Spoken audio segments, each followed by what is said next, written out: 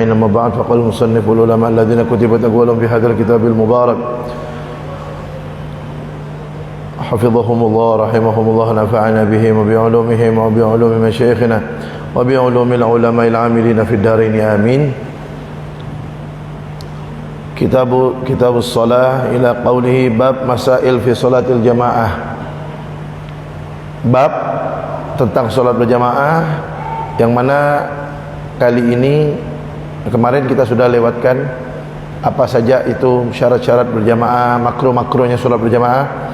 Kemudian sekarang masalah-masalah yang berkaitan dengan sholat berjamaah. Disebutkan idza lam yajid jama'atan illa khalfa mubtadi' aw nahwihi kafasiq fal infiradu afdal. Jika tidak menemukan sholat berjamaah kecuali harus menjadi makmum yang mana imamnya orang ahli bid'ah atau imamnya orang fasik, maka lebih baik sholat sendirian. Jadi artinya ketika didirikan sholat berjamaah, baik itu di masjid atau di selain masjid, lihat-lihat dulu imamnya. Kalau imamnya orang ahli bid'ah yang sekiranya tidak sampai kafir.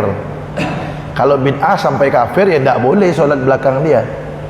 Apa contohnya? Bid'ah sampai mengarah kepada kafir, seperti meyakini ada nabi setelah Nabi Muhammad. Nah, itu kan bid'ah yang sampai kepada kafir. Tapi kalau bid'ah yang tidak sampai kafir, nah sholat menjadi makmumnya orang itu lebih bagus jangan berjamaah dengan dia. Lebih bagus sholat sendiri. Kalau ada jamaah yang lain, kita sholat berjamaah dengan imam yang lain. Tapi kalau tidak ada, sholat berjamaah sudah selesai semuanya, tinggal sama dia aja, maka lebih bagus sholat sendiri daripada sholat sama dia. Atau imamnya orang fasik. Orang fasik artinya orang yang, kemarin sudah saya sampaikan, fasik adalah orang yang melakukan dosa besar sekali saja, walaupun dia ahli ibadah, walaupun dia orang alim, sekali melakukan dosa besar langsung fasik. Atau kalau dosa kecil terus menerus dilakukan, tetapi ketaatannya tidak mengalahkan dosa kecilnya, itu jadi fasik. Tapi kalau orang melakukan dosa kecil, taatnya lebih banyak, tidak fasik, cuman dosanya tambah banyak gitu. Jadi kalau ada orang fasik, nah, kalau bahasa gampangnya orang fasik itu orang yang tidak baik. Orang tidak baik, bukan orang soleh. Orang tidak baik jadi imam, terkenal dengan maksiatnya, orang yang terkenal dengan perilaku bejatnya jadi imam, maka lebih baik kita sholat sendiri daripada bermakmum dengan dia. Nah, kemudian jama'atul masjid lirrajul fi salatil maktubah afdal minal bait. Salat berjamaah di masjid bagi laki-laki afdal itu lebih utama dari salat berjamaah di rumah. Kenapa? Lianna maslahata talabiha fil masjid tazidu ala maslahati wujudiha fil bait. Karena kalau dia solat berjamaah di masjid itu lebih maslahat, lebih tampak syiar Islamnya. Walaupun boleh solat berjamaah di masjid, di rumah boleh, cuman lebih baik, lebih afdal solat berjamaah di masjid. Walaupun sini disebutkan nih, walaupun wa in kanat tafutu ala ahlihi, walaupun dengan dia solat berjamaah di masjid, orang rumahnya, istrinya akhirnya tidak bisa solat berjamaah, walaupun tinggalkan istri di rumah, solat berjamaah di masjid. Terus istri di rumah gimana? Dapat tidak pahala solat berjamaah? Dapat. Kenapa dapat? Karena dia sudah niat ingin solat berjamaah, tapi suami solat berjamaahnya di masjid, dan perempuan itu solatnya paling utama di rumah. Perempuan itu paling afdol, paling mulia, paling baik solatnya di rumah.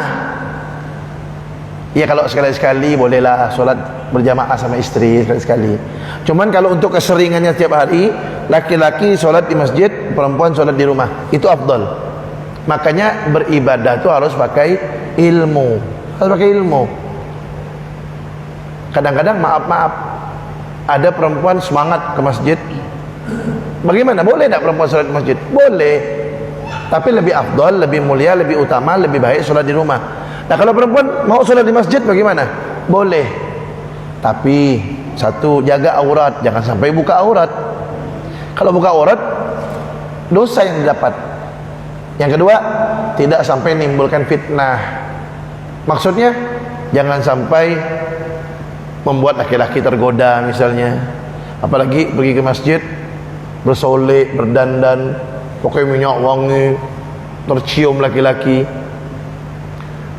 menggoda laki-laki dengan penampilan atau dengan wewangiannya. Nah itu dosa.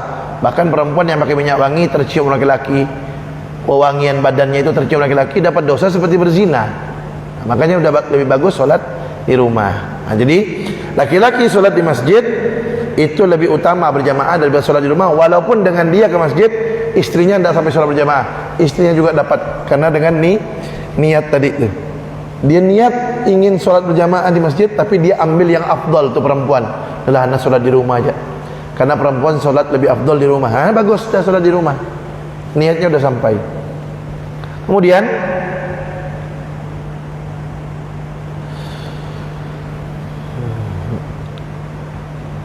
wa in qama syiar bi ghairihi, walaupun syiar Islam tentang sholat berjamaah itu tetap ada di masjid, walaupun dia tidak ada, sholat berjamaah itu tetap ada.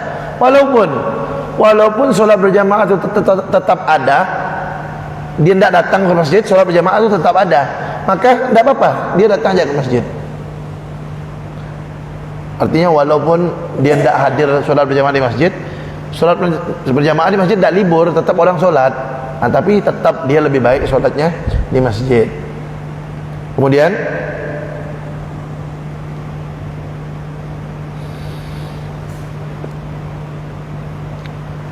idza tabayyana anna imamahum muhdits hadasan asghar au akbar tajibu alaihi al-i'adah. Jika imam, fala tajibu alaihi al-i'adah, ya, fala tajibu alaihi al-i'adah, jika imam berhadas kecil atau besar. Hadas kecil dia batal wudu, hadas besar misalnya dia junub lupa mandi wajib. Jadi imam lagi sholat, ingat dia ini lagi tidak punya wudu atau dia belum mandi wajib, bagaimana? Yang batal sholatnya imam saja, sholatnya makmum tidak batal. Tapi kalau di bajunya au fi thawbihi najasatun zahiratun, kalau di bajunya atau di badannya ada, bi thawbihi au badanihi najasatun zahirah, di bajunya atau di badannya, di pakaiannya atau di badannya ada najis yang tampak, maka batalat salatuh, batalat salatuhu, salatnya si imam batal. Tajibu alaihil i'adah, wajib bagi dia mengulangi solatnya. Wa alal makmum, juga kepada makmum. Jadi kalau imam solat, ketika solat bawa najis, si imam wajib ganti solatnya, karena solatnya batal. Dan bukan hanya dia yang batal solatnya, makmum juga batal solatnya.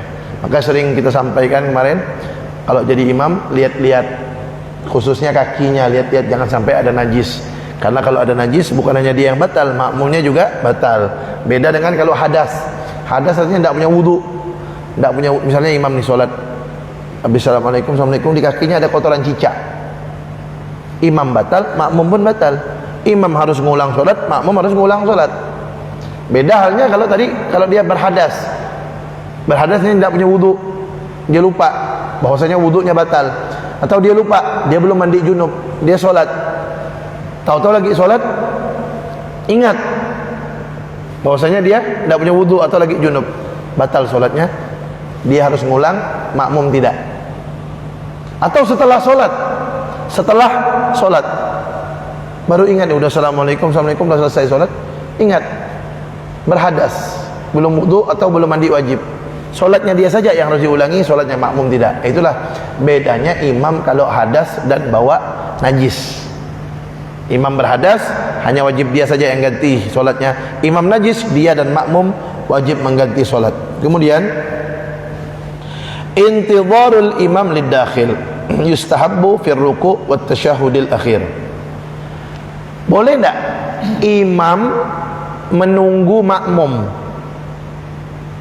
untuk mendapatkan sholat berjamaah? Boleh, bahkan sunnah. Sunnah imam menunggu makmum ketika imam posisinya ruku atau pada tasyahud akhir. Kenapa pada posisi ruku imam sunnah menunggu makmum? Karena makmum kalau mendapatkan tumakninah ruku bersama imam, berarti makmum itu kan dapat satu rakaat. Contoh begini, saya jadi imam misalnya, saya ruku, Allahu Akbar, saya tahu nih, ini bentar lagi ada orang mau masuk ikut sholat berjamaah, saya panjangkan sedikit ruku saya. Biar kenapa? Biar orang itu nanti dapat ruku sama saya. Kalau dapat ruku sama saya, berarti dia dapat rakaat tersebut, kan gitu. Misalnya saya sholat rakaat pertama nih, rakaat pertama saya ruku, makmum masuk, saya tahu nih dia masuk nih, maka lebih bagus saya tunggu biar dia dapat ruku sama saya, sehingga dia pun dapat rakaat pertama. Kalau saya tidak tunggu, langsung berdiri, kemudian dia masuk, berarti kan tidak dapat tumakninah ruku sama saya, berarti kan dia tidak dapat rakaat pertama, berarti dia kurang satu rakaat, walaupun dia takbir Allahu Akbar, langsung ikut sujud, berarti kan dia tidak dapat rakaat itu kan, tidak dapat ya. Makanya imam tunggu makmum tersebut biar bisa sama-sama ruku. Nanti ada syarat-syaratnya. Bagaimana boleh dia itu menunggu, atau menunggu ketika tasyahud akhir. Tasyahud akhir, kama shallaita, terakhir kan, kama shallaita ala sayyidina Ibrahim wa ala sayyidina Ibrahim fil alamin innaka Hamidum Majid. Ada makmum baru mau masuk nih, baru mau masuk ikut sholat berjamaah, dia tahu nih, ini kalau dia salam, assalamualaikum warahmatullahi wabarakatuh, makmum ini tidak dapat nih sholat berjamaah, tunggu, tidak apa-apa sampai makmum itu Allahu Akbar, dah dapat takbirnya, baru assalamualaikum warahmatullahi wabarakatuh. Apa gunanya? Biar makmum itu dapat sholat berjamaah. Kalau tadi ketika ruku biar dapat rakaat, kalau tasyahud akhir nunggu biar dapat sholat berjamaah. Tapi ada syarat-syaratnya. Dan di sini disebutkan syaratnya, an ya'taqidat, syarat yang pertama, an ya'taqidad dakhilu idrakar rak'ah birruku, sehingga hendaknya orang yang akan masuk sholat berjamaah itu dia yakin bahwasanya dia akan mendapatkan rakaat tersebut dengan ruku bersama imam. Sekiranya dia bisa ngejar gitu, sekiranya dia bisa ngejar. Tapi kalau sekiranya dia tidak bisa ngejar, terlalu lama gayanya, belum wudu apa, atau belum betulkan sarung apa misalnya, atau misalnya masjidnya besar, mau jalan tuh jauh amat, terlalu lama, udah kira-kira jadi itu tidak bakal dapat lah, tidak bakal dapat ruku, ya udah jangan ditunggu. Yang kedua, an la ya'tadal but'a fi taharrumihi. Orang yang masbuk itu, yang terlambat itu, dia tidak mempunyai kebiasaan lambat di dalam takbiratul ihramnya. Nah, kalau kita tahu ini orangnya lambat kalau takbiratul ihram, Allah, Allah, Allah, Allah. Was-was. Udah, tidak usah ditunggu. Kenapa? Ini orang lambat takbiratul ihramnya. Kalau kita yakin ini orang nih cepat takbiratul ihramnya, bisa nyusul, maka tunggu. Kemudian yang ketiga, an yadhunna ityanahu bitaharrum alal wajhi syar'i. Hendaknya si imam yang menunggu ini menyangka bahwasanya makmum yang masbuk itu akan melakukan takbiratul ihram dengan cara yang dibenarkan syariat. Artinya dia tahu ini orang punya ilmu nih, dia bakal takbir dengan betul, takbiratul ihramnya betul gitu, Allahu Akbar, baru dia ruku. Bukan sembarangan, bukan takbiratul ihram yang tidak sah. Artinya si imam tahu ini makmum bisa takbiratul ihram dengan benar. Kalau dia tahu, oh ini orang bisa takbiratul ihram dengan benar, tunggu. Tapi kalau dia tahu ini orang ini sholat asal-asalan ini, tidak usah ditunggu. Kemudian yang keempat, Ar-Rabi' yang keempat, alla yakhsha khurujal waqti.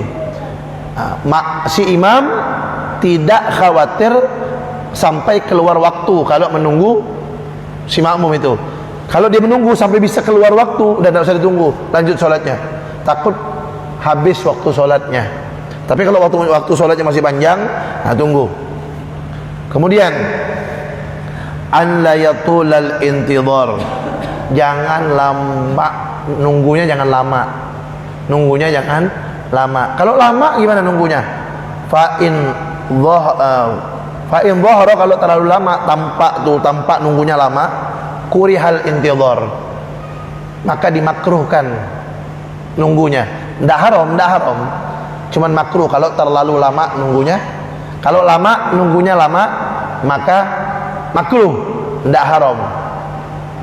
Berarti masih boleh, cuman makruh. Kalau terlalu lama bagaimana? Ya kalau kira-kiranya orang bilang ini lama amat nih, berarti itu lama tuh. Menurut pendapat orang, kalau itu lama, ya berarti lama. Ya berarti kalau nunggu sekitar setengah menit misalnya, itu kan tidak terlalu lama. Sampai 2 menit, 3 menit kan lama amat. Kalau sampai 2 menit, 3 menit tuh, itu makruh hukumnya kalau nunggunya terlalu lama. Tapi kalau tidak lama, tidak apa-apa. Bahkan disunahkan, kalau tidak lama disunahkan. Kalau lama makruh hukumnya, walaupun sholatnya tetap sah, tapi makruh. 6. Yang keenam, boleh nunggu makmum dalam ruku' dan tasyahud akhir. Syarat yang keenam, alla yumayyiza bainad dakhilin fala yantadhiru wahidan duna akhar. Hendaknya dia tidak membeda-bedakan siapa yang ditunggu. Oh, mentang-mentang orang kaya ditunggu, orang miskin tak ditunggu, tak boleh itu. Tak boleh. Kalau mau tunggu, dia jangan beda-bedakan. Dulu dia pernah nunggu orang kaya, sekarang yang masuk orang miskin, harus tunggu juga. Jangan membeda-bedakan. Tuh, Allah ngajarkan tuh. Allah ngajarkan bahwasanya sama orang itu jangan beda-bedakan. Kadang kalau orang kaya lain, orang miskin dipandang sebelah mata. Allah tidak membedakan. Yang Allah lihat hatinya seseorang, hatinya amalnya. Kemudian yang ketujuh, ini yang ketujuh nih, an yakuna intidharuhu liwajhillahi ta'ala. Hendaknya dia menunggu orang itu semata-mata mencari ridha Allah, bukan karena dia menunggu bakal dapat duit dari orang ini nanti nih. Ini kalau saya tunggu nanti ini cair nih. Ini kalau saya tunggu dia nih, saya bakal dapat can nih, dapat bisnis nih. Jangan. Betul-betul menunggu dia itu semata-mata ingin mencari ridha Allah Subhanahu wa taala.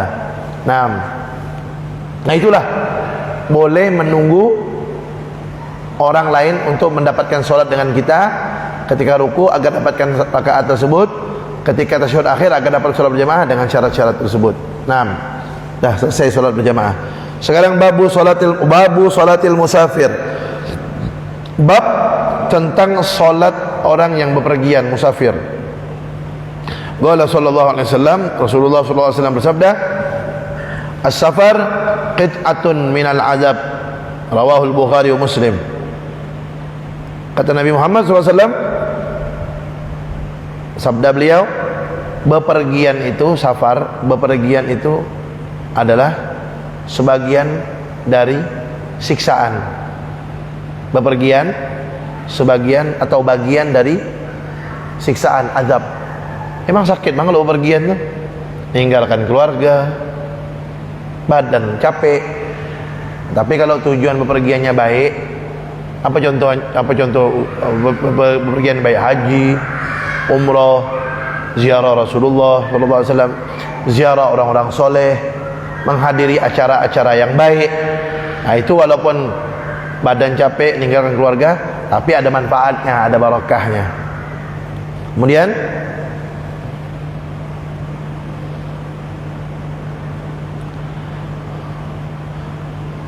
apa saja yang berkaitan dengan bepergian, bonus-bonus apa saja, keringanan-keringanan apa saja yang didapatkan dari Allah dengan bepergian. Ar-rukhas al-muta'alliqah bis-safarit tawil 82 km fa aktsar. Nah, jadi kalau ada orang bepergian